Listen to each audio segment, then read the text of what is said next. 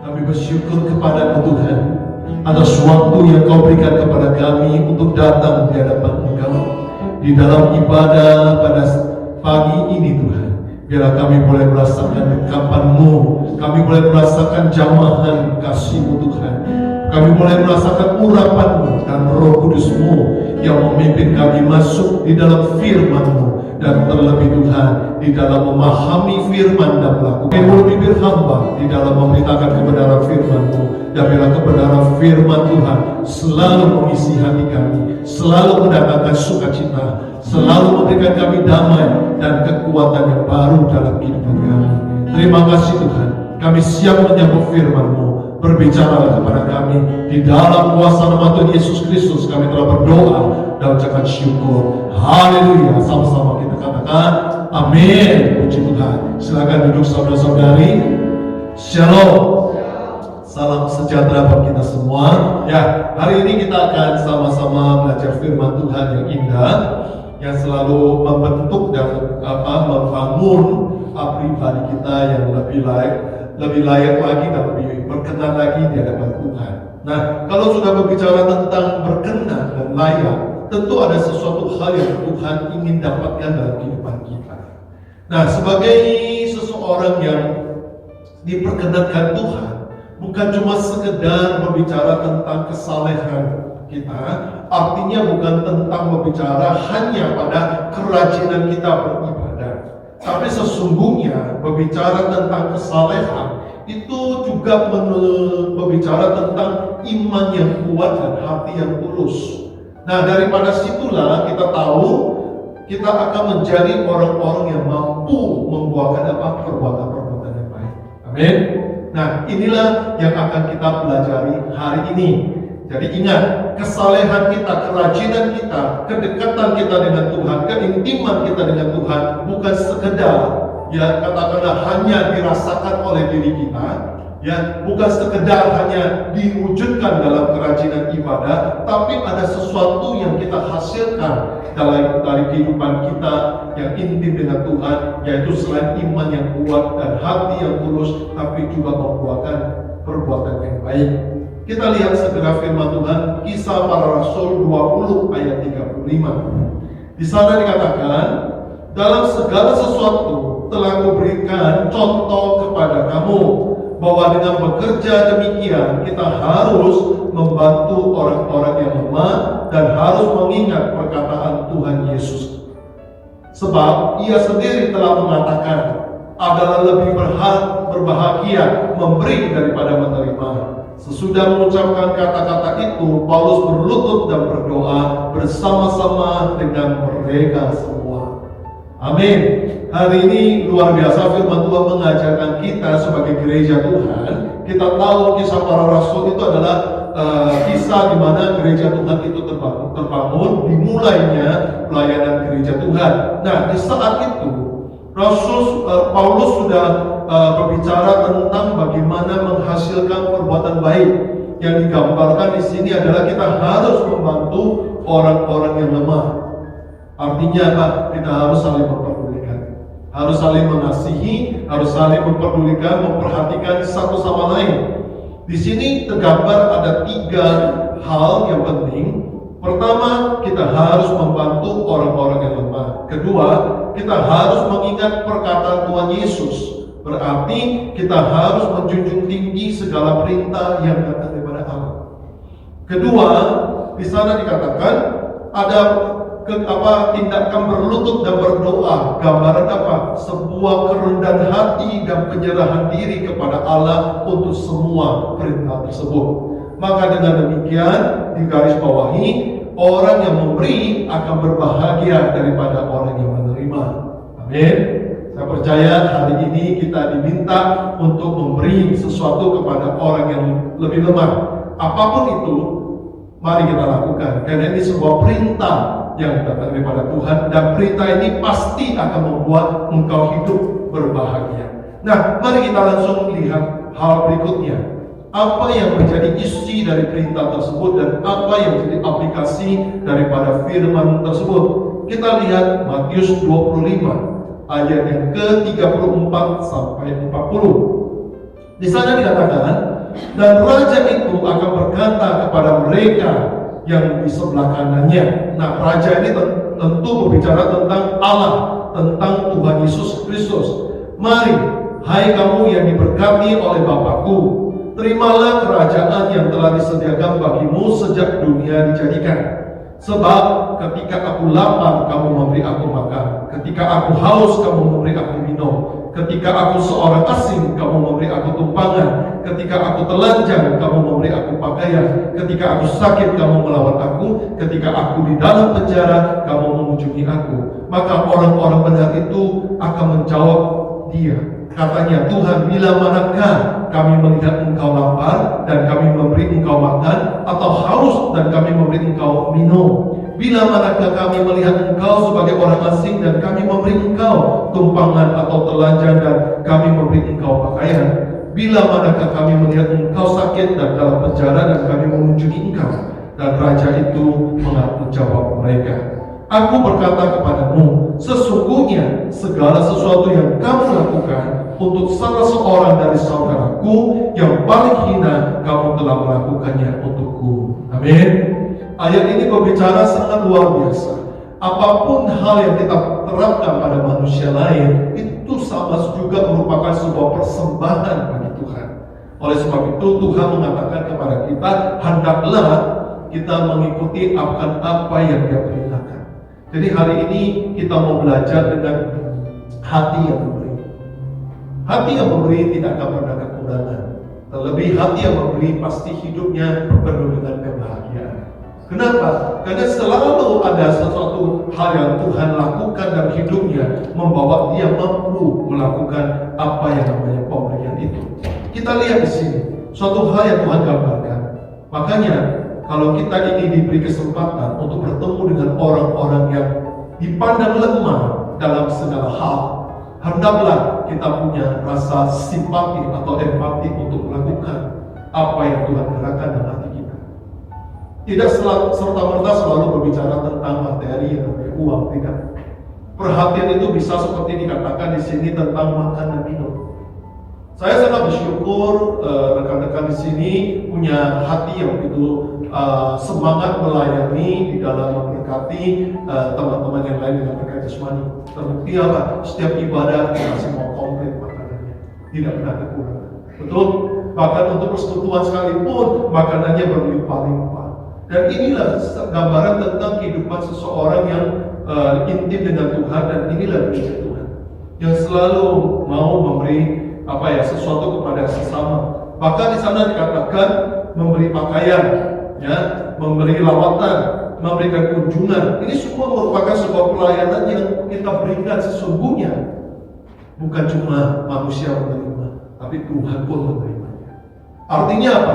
Segala pengorbanan kita terhadap sesama itu sudah menjadi sebuah persembahan yang harum di hadapan Allah.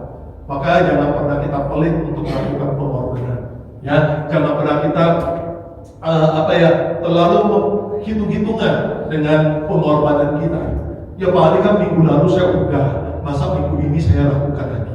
Ya kan? Seringkali hitung-hitungan kita. Ingat, apa yang kamu perhitungkan sesungguhnya, kalau kita tadi katakan apa yang kau korbankan engkau berikan kepada Tuhan, berarti apa yang kau perhitungkan hari ini sesungguhnya engkau bukan berhitung pada manusia, engkau berhitung kepada Allah. Amin. Lalu apakah kita pantas melakukan perhitungan itu kepada Allah? Bukankah Dia jauh sudah memberikan kita sesuatu yang lebih dari segala-galanya untuk hidup kita hari ini dan kemudian dan seterusnya sampai kelak Dia panggil kita pulang. Ingat, pemberian Allah dalam kehidupan kita tidak akan pernah habis-habisnya. Oleh sebab itu jangan pernah kita juga yang menjadi orang yang pelit untuk membagi-bagikannya. Nanti kita akan lihat beberapa ayatnya yang mengajarkan kita bagaimana akibat dari kita melakukan pemberian. Tentu akibatnya pasti akibat yang baik. Tidak akan pernah ya kita akan menerima yang namanya buruk. Mungkin saja saudara mengatakan pernah maling, bahkan sering mungkin ya. Saya sudah membantu orang tapi saya malah dikata-katain, kata-kata kita. gitu ya. Saya sudah memperhatikan orang ini, memberi ini, tapi saya malah dikucilkan misalnya gitu. Biarkan, itu hanya sesuatu yang sifatnya manusia ke manusia. Tapi ingat, apa yang pernah engkau lakukan kepada seseorang, sekalipun dia melakukan sesuatu yang tidak baik, tapi lihat yang engkau beri bukan kepada mereka, yang engkau beri kepada Allah. Apakah selama ini ketika orang itu berbuat jahat, lalu Allah pun berbuat jahat kepada kita? Tentu tidak. Allah justru akan membawakan segala sesuatu yang dibuat manusia buruk, dikembalikan kepada kita sesuatu yang baik. Amin. Kita bisa melihat akan pengalaman Yusuf yang seringkali diceritakan tentang bagaimana saudara-saudaranya mereka hal yang buruk terhadap hidupnya. Tapi Tuhan terus bekerja di balik semua itu, menjadikan Yusuf mendapatkan hal-hal yang baik, lebih baik daripada kakak-kakaknya. Bahkan kemuliaan Tuhan pada Yusuf mempermalukan semua kakak-kakaknya yang sudah membuat dia ada di dalam penderitaan yang tidak perlu. Nah, demikianlah kita belajar. Makanya pemberian di dalam Tuhan bukanlah pemberian yang perhitungan. Pemberian di dalam Tuhan terlebih bukanlah pemberian yang mencari pamrih. Pemberian di dalam Tuhan adalah pemberian yang tulus. Saudara hari ini bawa makanan, tidak berharap kalau orang lain harus bertukar makanan dengan saya. Tidak. Aku datang, aku memberi dengan sukacita. Ini suatu pemberian yang luar biasa. Tapi kalau saudara datang memang punya niat untuk bertukar makanan, saya percaya pasti saudara akan kecewa. Betul? Kita belum tentu orang itu bawa, bukan karena dia tidak mau bawa, mungkin dia tidak sempat bawa, dia tidak mampu bawa. Lalu apa yang menjadi bagian kita? Kalau kita mau memberi, berilah setulusnya, tidak dengan hitung-hitungan. Maka kita akan mendapatkan sesuatu yang luar biasa. Nah, ingat, pertama, pemberianmu adalah persembahan yang mulia bagi Tuhan. Oleh sebab itu, jangan pernah berhenti untuk memberikan persembahan apapun, pemberian apapun kepada sesama kita, karena itu adalah persembahan muliamu di hadapan Tuhan. Hal yang kedua kita lihat 2 Korintus 8 ayat 9 sampai 16.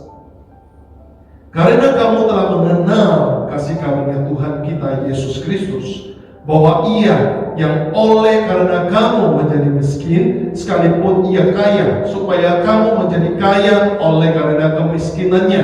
Inilah pendapatku tentang hal itu yang mungkin berfaedah bagimu. Memang sudah sejak tahun yang lalu kamu mulai melaksanakannya dan mengambil keputusan untuk menyelesaikannya juga.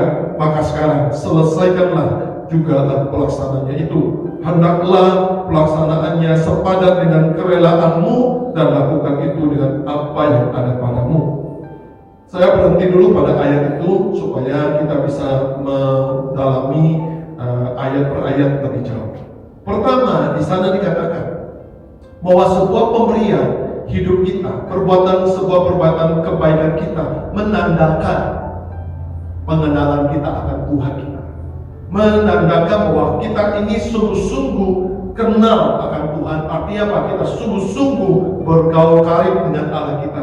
Karena kita tahu Allah kita adalah Allah kasih, maka kita pun melakukan apa yang Allah sukai. Amin.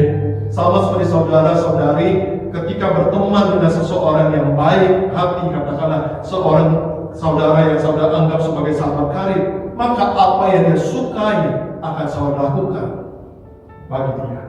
Demikian kita juga dengan Allah kita. Jadi kita lihat sebuah pemberian perbuatan baik yang kita lakukan menunjukkan pengenalan kita akan kasih Allah yang disebut dalam ayat 9. Dan di sana dipertegaskan kepada kita, selesaikanlah pelaksanaan itu, karena itulah letak daripada kekuatan kita bersama dengan Tuhan. Artinya apa? Hidup dekat kita bersama dengan Tuhan. Jadi orang yang tidak menyelesaikan semua pelaksanaan itu membuat kehidupannya bersama dengan Tuhan sepertinya terhenti di saat itu. Sepertinya membuat pemutusan hubungan dengan Allah. Sepertinya membuat sesuatu yang mencelah di hadapan Tuhan. Nah, oleh sebab itu, mari kita diingatkan untuk tak henti-hentinya melakukan hal tersebut. Dan di sana dikatakan, saya lanjutkan pada ayat Berikutnya, di sana sebelum masuk pada ayat berikutnya, ayat 12, di sana ingat disebutkan, lakukanlah itu dengan hati yang rela. Hati yang rela adalah hati yang tulus. Ingat, kita diingatkan bahwa Yesus sudah memiskinkan dirinya untuk supaya kita kaya. Sekali lagi, memiskinkan dirinya untuk kita kaya, bukan kaya dalam materi, tapi kaya dalam perbuatan baik. Amin. Itu jauh lebih berharga di mata Tuhan. Tuhan tidak pernah cari orang yang kaya, tapi Tuhan mencari orang yang kaya dalam perbuatan baik. Orang yang punya hati untuk melakukan kebaikan itu. Kekayaan bagi Tuhan itu hal yang sifatnya adalah duniawi. Karena apa? Kekayaan dunia ini berasal juga dari surga. Artinya apa? Hasil pemberian Tuhan, bukan sesungguhnya usaha kita. Usaha kita hanyalah bagian daripada bagaimana memakai daripada berkat-berkat duniawi ataupun materi dunia ini. Tapi yang paling penting adalah bagaimana kita hidup mengenal Tuhan, dan di sana ditandakan perbuatan baik kita. Dan mari kita lihat lagi hal berikutnya. Sebab jika kamu rela untuk memberi, maka pemberianmu akan diterima. Kalau pemberianmu itu berdasarkan apa yang ada padamu, bukan berdasarkan apa yang tidak ada padamu. Nah, ingat, diingatkan kepada kita, pemberian kita adalah berdasarkan apa yang punya kita. Artinya apa? Kita ini sudah mengalami akan kasih Tuhan yang sudah Tuhan berikan bagi kita. Jadi tidak ada alasan untuk kita menolak untuk memberi kepada orang lain, karena engkau sudah terlebih menerimanya. Engkau sesungguhnya sudah menerima berkat. Engkau sesungguhnya tidak kekurangan, karena pada dirimu sudah diberikan pada Tuhan. Mungkin engkau memberikan sebuah makanan, engkau pun tidak akan kekurangan makanan. Engkau memberikan mereka minuman, engkau pun tidak akan kehausan, bukan? Engkau memberikan, katakanlah, mereka pakaian, engkau pun tidak akan kehilangan pakaian. Ini sebuah hal yang diingatkan Tuhan bagi kita. Bukankah engkau sudah lebih dulu menerima? Maka berikanlah itu kepada yang lain. Supaya apa? Kita mengalami satu multiplikasi kasih Tuhan. Seringkali kenapa multiplikasi Tuhan tidak dirasakan oleh orang-orang yang ada di sekeliling kita? Karena kita tidak melakukan itu. Maka banyak orang kadang-kadang menjadi celaan di tengah-tengah keluarga. Karena kenapa? Karena keluarga itu tidak merasakan kasih Kristus lewat kehidupan orang yang dianggap saleh, yang dianggap dekat dengan Tuhan, yang mereka pandang, oh setiap minggu rajin ke gereja, oh setiap persekutuan rajin hadir, setiap waktu selalu berdoa, tapi tidak pernah punya perbuatan baik. Maka di situ kita katakan tidak ada multiplikasi kasih Tuhan buat sesama kita. Oleh sebab itu Tuhan mau kita melakukan. Ada satu kisah yang saya lihat di sebuah YouTube oleh seorang hamba Tuhan yang bersharing. Dia bersharing begini. Ada seorang ibu tua yang berdagang sudah belasan tahun di pinggir jalan. Nah, ada seorang pemuda yang menjadi langganannya. Tanpa disadari oleh ibu ini, pelanggan ini memperhatikan kerjaan ibu ini setiap hari, ya, atau setiap kali ada orang yang membeli sesuatu daripada ibu ini. Saudara tahu apa yang dilakukan oleh ibu ini? Ibu ini tiap kali ada langganan datang membeli makanan, dia meneteskan satu tetes gula merah, yang air gula merah itu ke lantai. Lalu sang pemuda itu bertanya, Bu, kenapa ibu melakukan itu? Bukankah itu justru merepotkan ibu nanti kalau semut-semut pada datang? Karena gula merah itu kan manis dan mendatangkan semut. Lalu sang ibu itu mengatakan, nah, itulah pelajaran ibu, belajar untuk sedekah. Ibu tidak mungkin bisa memberi kepada orang, tapi ibu bisa melakukan sesuatu sekalipun setitik gula merah, tapi itu menjadi berkat bagi semua. Katakan, bagi kita mungkin hanya terasa di ujung mulut, tapi bagi semua mereka bisa makan berpuluh-puluh semut, ya begitu. Dan dia kasih tahu anak muda itu, tahu nggak? Ibu sudah melakukan belasan tahun dan setiap kali ibu lakukan, berkat Tuhan semakin luar biasa. Ya, Makanya dia setiap ada pelanggan dia teteskan. Karena kenapa? Dia merasakan aku pun sudah diberkati, maka saatnya aku memberkati. Kadang-kadang perkara kecil seperti itu yang dilakukan oleh seorang manusia ataupun seorang ibu ini tidak berarti di pandangan manusia. Tapi karena ibu ini punya hati yang tulus untuk memberikan semacam amal kebaikannya, sekalipun buat semua, diperhitungkan dengan Tuhan. Diperhitungkan Tuhan. Sehingga apa? Tuhan terus memberkati dia. Sehingga apa dia bilang? Oleh sebab itu dagangan ibu itu selalu laku laris. Keluar jam 5 pagi, pulang jam 9. Tidak perlu harus tunggu sampai malam. Jam 9 pagi sudah selesai. Dan langganan yang banyak. Nah itulah belajar bagaimana melakukan sebuah hal amal sedekah. Dan itu luar biasa. Mungkin orang tidak melihat ada kaitannya. Tapi kalau kita belajar dari firman Tuhan, Tuhan mengatakan bahwa pemberianmu sesungguhnya ya bermanfaat, berfaedah dengan hidupmu sendiri. Jadi hari ini jangan pernah kita sayang untuk memberi sesuatu ya karena engkau sudah dimampukan. Bukankah Yesus sudah memiskinkan dirinya untuk memperkayakan kita dalam segala hal, termasuk engkau dimampukan secara materi. Kalau engkau mau memberi, pasti engkau mampu memberikan. Ya, nggak ada hal yang mustahil ataupun sukar untuk Tuhan bagi menolong kita melakukan semua itu. Karena itu merupakan perintah, merupakan kehendaknya, merupakan kecintaan Tuhan untuk kita melakukannya. Dan ayat 13, sebab kamu dibebani bukanlah supaya orang lain mendapat keringanan, tetapi supaya ada keseimbangan. Ya, kita ini diajar untuk punya keseimbangan hidup. Seringkali kenapa ada ego? Karena kita selalu mementingkan diri sendiri tanpa mementingkan orang lain. Sehingga kita menjadi orang yang serakah.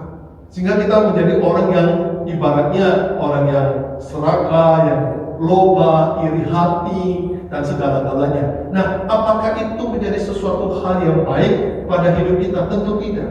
Tapi kalau orang yang bisa memberi dan menjadikan sebuah keseimbangan bagi hidupnya, orang ini bisa bersyukur.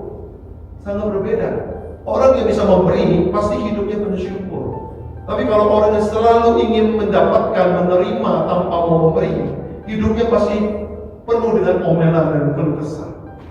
Karena kenapa? Karena dia tidak pernah menyadari bahwa hidupnya sesungguhnya sudah mendapatkan sesuatu yang baik. Nah, oleh karena apa kita tidak melakukannya keluar kepada orang lain. Saya percaya hari ini kalau kita tidak pernah melakukan sebuah pemberian bagi orang lain, maka ketika kita melihat orang lain menerima pemberian dari orang lain, kita pasti kecewa. Kenapa bukan saya? Kenapa bukan? Ya kan? Tadi kami di mobil baru cerita tentang kalau satu keluarga punya banyak anak, ya kan? Tadi Bu Elisa cerita. Terus masalahnya beginilah nih, namanya anak kan ekonomi mereka berbeda-beda. Tergantung kan mereka punya katakanlah berkatnya. Nah, giliran kita merasa sebagai orang tua, belas kasih kita lihat, wah ternyata nih kakak punya penghasilan lebih kecil daripada adiknya, maka mungkin jauh lebih kecil. Tapi karena perasaan kita mengasihi supaya ada keseimbangan, kita bantu memberi dukungan bagi kakaknya. Apakah adiknya senang? Tentu tidak senang. Atau sebaliknya lah, juga tentu tidak senang. Mereka mengatakan, kenapa kakak yang dikasih bukan saya? Ya namanya kita memberikan sesuatu hal yang kita dorong karena orang punya kekurangan kita beri. Nah sedangkan dia punya kelebihan, dia tidak pernah sadar kalau dia kelebihan. Kenapa? Karena dia tidak memberi. Saya percaya kalau orang punya kelebihan dan memberi, dia tidak akan pernah menuntut orang lain memberi kepada dia. Ya kan? Karena dia memberi dengan sesuatu yang tulus dari hatinya dan dia merasakan inilah anugerah yang dia dapatkan dari Tuhan. Jadi kita belajar hal memberi itu indah, mengajari hidup yang seimbang. Orang yang hidupnya seimbang akan merasakan cukup, tidak pernah merasakan kurang. Ya, orang yang hidupnya merasa cukup pasti hidupnya penuh dengan damai. Betul? Hidupnya pasti dengan bersyukur. Coba kalau kita selalu merasa nggak cukup, saudara akan stres. Sudah makan 3 kali sehari, merasa nggak cukup. Karena masih mau makan lebih lagi. Itu namanya kita serakah. Kalau orang yang bisa memberi, mungkin dia makan berkurang sekali, 2 kali, 1 hari, tapi dia tetap merasa sukacita. Dia tidak merasa sesuatu yang kurang, karena dia orang yang bisa merasakan cukup. Tapi kalau orang yang tidak bisa merasa cukup, mau makan berapa banyak pun, dia tetap merasa kurang. Betul? Inilah gambaran pribadi yang harus kita pahami. Oleh sebab itu, firman Tuhan hari ini mengajarkan kita hal yang indah sesungguhnya untuk kita terapkan. Ayat 14, maka hendaklah sekarang ini kelebihan kamu mencukupkan kekurangan mereka, agar kelebihan mereka kemudian mencukupkan kekurangan kamu, supaya ada keseimbangan. Saya percaya dan saya percaya kita sudah banyak mengalami akan sesuatu yang kita beri kepada orang. Pada saat itu juga Tuhan mengembalikannya dari cara Tuhan. Ya, saya seringkali mendengar banyak orang cerita begini, Pak Ari, saya itu mengucapkan syukur sekali dengan Tuhan. Saya bilang, kenapa kamu bisa mengatakan ini? Begini Pak Ari, kemarin itu saya pas memberikan kolektor aja saya kadang pas-pasan, tapi saya tetap memberi dengan kondisi pas-pasan itu. Tapi lihat, setelah saya memberi, besoknya Tuhan mengembalikan hal yang lebih dari apa yang saya berikan, bahkan lebih banyak dari apa yang saya berikan. Itu menunjukkan suatu pemberian yang luar biasa yang nantinya mendatangkan kelebihan bagi kita. Jadi sekali lagi ingatlah, Tuhan tidak akan pernah membiarkan kita kekurangan, karena Dia Allah yang kaya segalanya. Dia adalah Allah yang memiliki segalanya. Bahkan Dia adalah Allah yang sudah memberikan segalanya bagi kita. Sehingga ayat 15 mengatakan, seperti ada tertulis, orang yang mengumpulkan banyak tidak berkelebihan, orang yang mengumpul sedikit tidak kekurangan. Nah, ini juga harus kita belajar ya. Seringkali kita merasakan iri dengan orang yang berkumpul banyak. Kalau mereka berkumpul banyak, belum tentu mereka berlebihan. Mungkin diukur dengan keadaan kita, mungkin mereka lebih. Tapi apakah mereka lebih secara hidupnya? Belum tentu. Maka kenapa? Orang itu tidak pernah kehilangan rasa ingin mengejar uang. Karena memang setiap orang tidak pernah puas dengan apa yang punya uang. Semakin banyak semakin haus. Bukan semakin banyak semakin puas, tapi semakin banyak semakin haus mengejarnya. Dan apa artinya kalau hidup hanya mengejar itu yang akhirnya tidak kita bawa? Tentu kita mau hidup berkecukupan itu saja. Berkecukupan berarti tidak pernah kekurangan. Jangan pernah kita berpikiran berkecukupan itu berarti kita tidak boleh lebih dan akhirnya kita harus hidup kurang. Tidak. Berkecukupan itu adalah seringkali kita bilang mengenai hal pas. Pas perlu, pas ada. Itu kan bukanlah satu hal yang indah. Daripada kita sudah punya tapi masih merasa tidak punya. Lebih kurang mana? Lebih enak orang yang pas mau, pas ada. Itu jauh lebih enak hidupnya daripada orang yang kaya raya tapi selalu merasakan diri kurang. Itu merupakan mental orang yang miskin. Tapi kita adalah orang di dalam Tuhan yang punya mental kaya raya. Artinya apa? Kita tidak takut kekurangan. Ketika kita diberi kesempatan memberi, kita memberi karena pemeliharaan Allah ada atas hidup kita. Amin. Dan di sana dikatakan ayat 16, syukurlah kepada Allah yang oleh karena kamu mengaruniakan kesungguhan yang demikian juga dalam hati Titus untuk membantu kamu. Sekali lagi diingatkan kepada kita bahwa memberi itu ada sebuah karunia. Jadi ingat, karunia Tuhan sudah ada pada kita untuk memberi. Jangan pernah kita melupakan karunia tersebut. Kita seringkali minta karunia-karunia yang lain, pada karunia yang terbesar dalam hidup kita adalah Tuhan. Amin. Karunia bahasa roh, karunia pengertian, karunia lain-lain itu sebuah karunia yang memang Tuhan beri. Tapi setiap orang sudah Tuhan beri yang namanya karunia memberi. Ini penting. Seringkali karunia memberi ini yang kita tidak pernah jalankan dengan benar. Kenapa? Karena ada hitung-hitungan kita. Karena ada sesuatu yang mengganjal hati kita. Merasa khawatir ketika kita memberi, merasa kehilangan ketika kita memberi, merasa tidak pantas untuk orang yang menerima. Nah, ini yang seringkali mengganggu sebuah karunia pemberian bagi kita. Tapi kalau kita mau melakukan semua itu, lakukanlah dengan hati yang rela dari Tuhan, maka hidupmu tidak akan pernah kekurangan. Seperti disaksikan tadi kisah seorang ibu yang memberi. Apakah dia sia-sia? Dia tidak pernah merasa sia-sia. Sekalipun orang lain melihat aneh tindakannya, tapi hati ibu sudah merasakan, sudah memberkati. Ya, semut yang membutuhkan, sehingga dia hidupnya senang. Dia bisa melakukan itu setiap hari, bahkan dia lakukan sepanjang hidupnya di dalam dia berdagang. Ini hal yang luar biasa, yang tidak mudah, kan? Nah, kita lihat hal berikutnya. Jadi ingat, yang pertama, pemberianmu kepada sesama itu adalah persembahan yang mulia di hadapan Tuhan. Ya, kedua, pemberianmu kepada sesama menunjukkan bahwa engkau adalah orang yang mengenal ataupun bergaul karib dengan Tuhan. Yang ketiga, engkau melakukan pemberian, karena pemberian itu adalah karunia bagi hidup kita. Sehingga orang yang menerima semuanya dan melakukannya, dia tidak pernah kekurangan akan hidupnya. Dan kita lihat berikutnya 2 Korintus 9 ayat 6-12. Camkanlah ini, orang yang menabur sedikit akan menuai sedikit juga, dan orang yang menabur banyak akan menuai banyak juga. Hendaklah masing-masing memberikan menurut kerelaan hatinya, jangan dengan sedih hati atau karena paksaan, sebab Allah mengasihi orang yang memberi dengan sukacita. Dan Allah sanggup melimpahkan segala kasih karunia kepada kamu, supaya kamu senantiasa berkecukupan dalam segala sesuatu dan malah berkelebihan di dalam berbagai kebajikan. Seperti ada tertulis, ia membagi-bagikan, ia memberikan kepada orang miskin, kebenarannya tetap untuk selamanya. Ia yang menyediakan benih bagi penabur dan roti untuk dimakan, ia juga yang menyediakan benih bagi kamu dan melipat gandakannya dan menumbuhkan buah-buah kebenaranmu.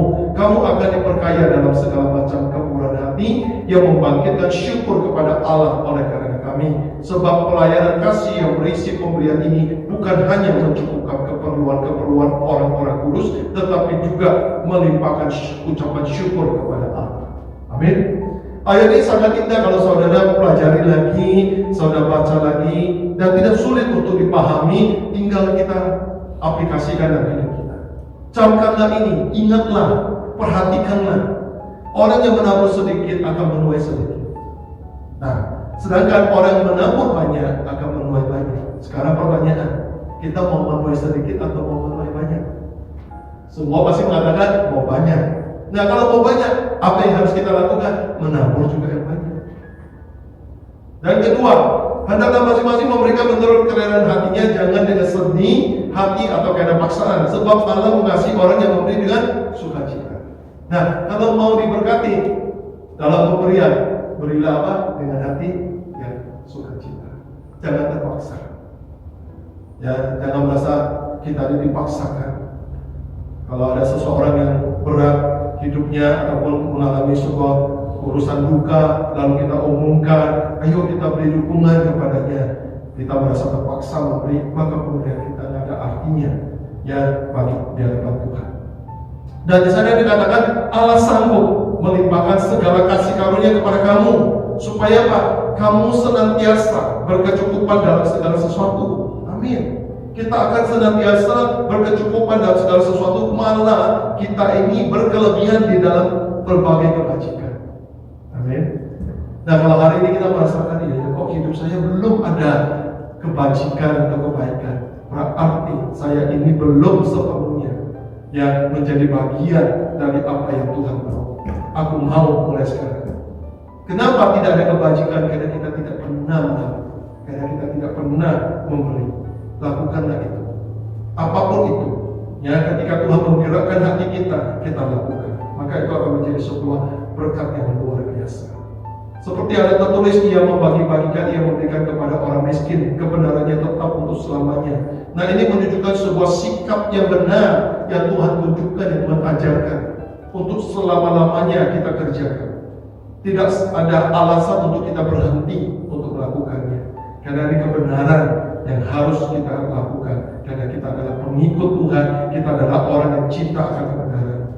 Dan Tuhan pun yang menyediakan benih bagi kita. Artinya apa? Sesuatu itu Tuhan akan mampukan. Tuhan tidak serta-merta menuntut kita tanpa memampukan kita. Tuhan pasti memampukan kita. Sama seperti kadang-kadang kita lihat anak kita ketika dia pegang permen 2, lalu temannya minta sama dia tidak mau kasih. Apa yang kita bilang? Nak kasih, nanti papa beli. Nak kasih, nanti papa beli lagi yang lebih banyak. Seperti itulah Tuhan kita. Kasihlah, maka Tuhan akan memberi yang lebih bagi kita. Tuhan tidak pernah memberikan kita membiarkan kita kekurangan. Amin. Haleluya. Dan kita lihat ayat berikutnya 1 Timotius 6 ayat 6. Kita sebentar lagi selesai dengan satu ayat lagi, tapi ini kita belajar hal yang indah. Di sana dikatakan 1 Timotius 6 ayat 6. Memang ibadah itu kalau disertai rasa cukup memberi keuntungan besar. Ingat, ibadah kita ini bukan sekedar ibadah yang kita bilang ini ya, duduk diam mendengar firman Tuhan, bernyanyi bagi Tuhan, itu ibadah. Ya, tapi ibadah yang lebih dalam lagi adalah ibadah mengenai tentang hidup kita dalam mengaplikasikan segala firman yang kita belajar daripada Tuhan. Sehingga ketika tadi dikatakan, ketika kau memberi ya dengan rasa rela, dengan hati yang istilahnya yang tulus, engkau merasa sesuatu kecukupan Tuhan bagi hidup saudara. Menunjukkan bahwa engkau punya keyakinan bahwa Tuhanku sudah memberikan aku lebih dari cukup, dan aku tidak akan kekurangan ketika aku disuruh melakukan itu, maka aku melakukannya dan aku bergantung sepenuhnya dengan firman Tuhan. Itu yang kita lakukan. Banyak orang waktu dulu ketika belum dalam Tuhan, artinya masih dalam kehidupan dosa, lalu bertobat dan diberkati Tuhan. Tapi hari ini mereka tidak berbeda dengan orang dulu. Artinya apa? Mereka tidak pernah berubah menjadi manusia baru. Kenapa? Karena mereka tidak pernah mengaplikasikan firman. Karena mereka selalu memandang dari pandangan manusia. Kalau aku memberi, maka aku kekurangan. Tapi ingat, versi Tuhan, ketika engkau memberi, engkau akan berkelebihan. Engkau tidak berkekurangan. Jika kita belajar hari ini, kembali saya ingatkan, pemberianmu kepada sesama adalah persembahan yang mulia bagi Tuhan. Pemberianmu bagi sesama adalah menunjukkan bahwa engkau adalah orang yang kenal akan Tuhan, punya keintiman dengan Tuhan. Pemberianmu kepada orang lain adalah karunia Tuhan atas hidupmu. Pemberianmu kepada orang lain adalah gambaran kasih dan berkat Tuhan yang berkelebihan dalam hidupmu, karena engkau sudah diberkati. Efesus 2 ayat 10 sebagai penutupnya. Karena kita ini buatan Allah, diciptakan dalam Kristus Yesus untuk melakukan pekerjaan baik yang dipersiapkan Allah sebelumnya. Ia mau apa? Supaya kita hidup di dalamnya. Ayat ini mohon kita semua mencatatnya supaya kita melakukan apa yang menjadi kehendak Tuhan. Karena kita ini adalah buatan Allah, jelas kita diciptakannya. Maka diciptakan dalam Kristus, artinya apa? Kita sudah dijadikan baru di dalam Tuhan Yesus, ya, dalam penebusannya, dalam pembenarannya. Untuk apa? Melakukan pekerjaan baik. Bukan cuma untuk diberkati secara materi dulu, ataupun diberikan sesuatu yang kita harapkan terus, tidak. Tapi ada sebuah buah. Ingat, kita adalah ranting yang nempel pada pokok anggur. Kalau ranting yang menempel pada pokok anggur, ia menempel, maka dia akan menjadi ranting yang sehat dan ranting yang akan berbuah banyak. Tapi kalau ranting yang hanya menempel sebagai benalu, akan dipotong oleh Tuhan, karena ranting itu tidak pernah berbuah. Yang dipersiapkan Allah sebelumnya untuk kita. Ia mau supaya apa? Kita hidup di dalamnya. Hidup di dalamnya artinya apa? Hidup dalam rencananya Tuhan, hidup dalam kehendaknya Tuhan. Untuk apa? Melakukan apa yang sudah dikatakan dari awal firman Tuhan tersebut. Jadi kita bersyukur hari ini kita mendapatkan firman Tuhan yang tidak saja kita rasakan kesalehan itu hanyalah sebuah kegiatan ibadah, tapi sesungguhnya kesalehan itu adalah karakter ataupun kehidupan beribadah yang sesungguhnya. Seperti dikatakan dalam Roma, ibadahmu yang sejati adalah pemberianmu, hidupmu yang kudus, yang mulia di hadapan Tuhan. Demikianlah kita melakukan ibadah tersebut. Puji Tuhan, Tuhan memberkati kita. Haleluya. Amin. Kami bersyukur kepada Bapa atas apa yang sudah Kau firmankan dan Kau ajarkan dalam hidup kami hari ini, menjadi orang-orang yang Kau pakai untuk melakukan kehendak kehendak-Mu di dalam perbuatan kebaikan. Terima kasih Tuhan, kesalehan kami, kerajinan kami beribadah harus membuahkan sebuah kebaikan yang mengharumkan nama Tuhan, yang mempermuliakan nama Tuhan. Terima kasih Engkau sudah mengajari kami tentang sebuah pemberian, karena pemberian itu adalah persembahan yang mulia di hadapan Tuhan. Karena pemberian itu merupakan pengenalan kami akan Engkau. Maka pemberian itu adalah merupakan karunia-Mu atas hidup kami. Mari Tuhan, biarlah Kau pakai kami lebih hari lebih heran lagi, karena kami percaya bahwa sesungguhnya Engkau sudah memperkayakan diri kami di dalam segala kebajikan, dan Engkau mencukupkan kami di dalam segala sesuatu, sehingga kami tidak akan pernah kekurangan apapun. Terima kasih Bapa, biarlah kami semua Tuhan yang telah mendengar firman-Mu hari ini, kami mau melakukannya, karena ini merupakan kehendak-Mu di dalam kami bersama dengan Yesus. Kami percaya rencana Tuhan akan luar biasa dalam hidup kami. Tuhan akan pakai kami menjadi berkat yang luar biasa bagi banyak orang di luar sana. Terima kasih Tuhan, terpujilah Bapa, terpujilah Allah. Dan biarlah Tuhan kiranya setiap hati kami yang telah mendengar firman-Mu, kami selalu dikuatkan, kami selalu dimampukan untuk melakukan segala hal yang menjadi keinginan-Mu. Dan biarlah hari ini kami juga mau membawa persembahan kami kepadamu. Kiranya Tuhan Kau sendiri kuduskan akan semua pemberian kami dalam persembahan kasih. Biarlah Tuhan semua ini boleh kami pakai untuk kemuliaan-Mu. Biarlah kami boleh pakai untuk melayani-Mu, dan nama Tuhan dimuliakan. Dan kami percaya kasih-Mu berkelimpahan dalam kehidupan kami semua. Terima kasih Bapak. Kami pun berdoa bagi sesama kami, rekan-rekan kami yang tidak sempat hadir pada pagi hari ini, dimanapun mereka berada saat ini dalam kondisi apapun. Kami mohon Tuhan penyertaan dan pemeliharaan-Mu bagi hidup mereka. Jadikan mereka sama seperti apa yang Kau inginkan dalam diri kami, karena Engkau pun akan melakukan pada pribadi mereka untuk kebajikan-kebajikan yang berkelimpahan dalam hidup mereka. Terima kasih Tuhan, biarlah Tuhan yang kumpulkan kami untuk minggu yang akan datang berkumpul di tempat ini untuk memuji dan memuliakan Engkau dan beribadah kepada-Mu. Dan mari Tuhan, kami saat ini mengangkat kedua tangan kami membuka hati kami, dan biarlah tangan-Mu yang penuh kuasa Engkau tumpangkan atas kami semua, dan kembali kami boleh menerima kelimpahan kasih, kuasa, dan berkat dari surgawi untuk kehidupan kami bersama dengan keluarga kami.